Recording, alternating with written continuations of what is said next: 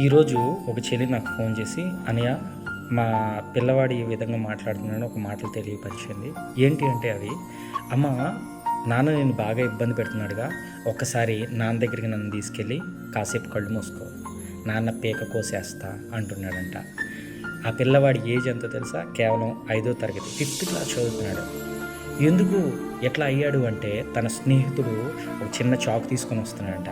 నేను బ్లేడ్ బ్యాచ్‌తో తిరుగుతున్నాను రా అని చెప్తున్నాడంట. ఇక్కడ జరుగుతుంది ఏమిటి అంటే, స్కూల్ పిల్లలు ఆ ప్రాంతంలో వాళ్ళ ఇంటి దగ్గరలో ఉన్నటువంటి పెద్ద కుర్రాళ్ళతో తిరుగుతున్నారు. స్కూల్‌కెళ్ళే పిల్లలు పెద్ద పిల్లలతో సహవాసం చేస్తున్నారు. పెద్ద కుర్రోళ్ళతో సహవాసం చేస్తున్నారు. స్నేహం చేస్తున్నారు. వాళ్ళు అవలంబించే, వాళ్ళు చేసే పనులన్నీ కూడా వీళ్ళు నేర్చుకుంటున్నారు. దయచేసి తల్లిదండ్రులందరూ గమనించాల్సింది ఏంటంటే, మన బిడ్డలు ఎవరితో స్నేహం చేస్తున్నారు, ఎవరితో తిరుగుతున్నారని ఈ రోజుల్లో చాలా జాగ్రత్తగా గమనించాలి. లేకపోతే ఒక బిడ్డలను మనం కాపాడుకోలేనటువంటి పరిస్థితి ఉంది ఈ రోజుల్లో. అందుకని ఆ స్కూల్లో పిల్లవాడు టీచర్‌ని చంపేశాడు అంటున్నారు.